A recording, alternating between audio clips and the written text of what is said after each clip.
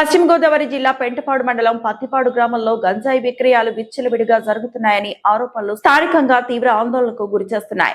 Pattipadu centre జాతీయ రహదారి సమీప ప్రాంతాలు ముఖ్యంగా అమ్మవారి గుడి పరిసరాల్లో బహిరంగంగానే గంజాయి అమ్మకాలు కొనసాగుతున్నాయని గ్రామస్తులు ఆరోపిస్తున్నారు.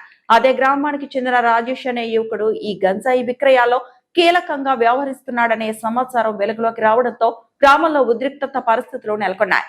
గ్రామానికి చెందిన పలువురు యువకులు ముఖ్యంగా 10వ తరగతి పూర్తి చేసిన తర్వాత నిరుద్యోగంగా తిరుగుతున్న 20 నుంచి 30 మంది యువత గంజాయి మత్తుకు బానిసలైపోయారని స్థానికులు ఆవేదన వ్యక్తం చేస్తున్నారు. రాత్రి సమయాల్లో గ్రామంలోని వివిధ సెంటర్ల వద్ద గుంపులుగా చేరి మత్తులో హంగామా చేయడం, అల్లర్లకు పాల్పడడం, ప్రజలను భయభ్రాంతులకు గురి చేయడం వంటి ఘటనలు పెరుగుతున్నాయని చెబుతున్నారు.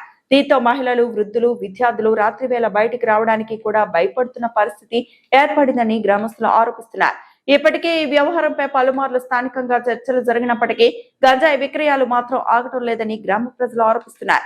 గ్రామ యువత భవిష్యత్తు నాశనం కాకముందే పెంటపాడు పోలీసులు ప్రత్యేక దృష్టి సారించి మెగా డ్రైవ్ నిర్వహించాలని, గంజాయి విక్రయాలు చేస్తున్న వారిపై కఠిన చర్యలు తీసుకోవాలని గ్రామస్తులు డిమాండ్ చేస్తున్నారు. అంతేకాకుండా గ్రామంలో రాత్రి వేళ పోలీస్ పహారా పెంచి యువతను మత్తు పదార్థాల బారి నుండి కాపాడాలని ప్రజలు విజ్ఞప్తి చేస్తున్నారు.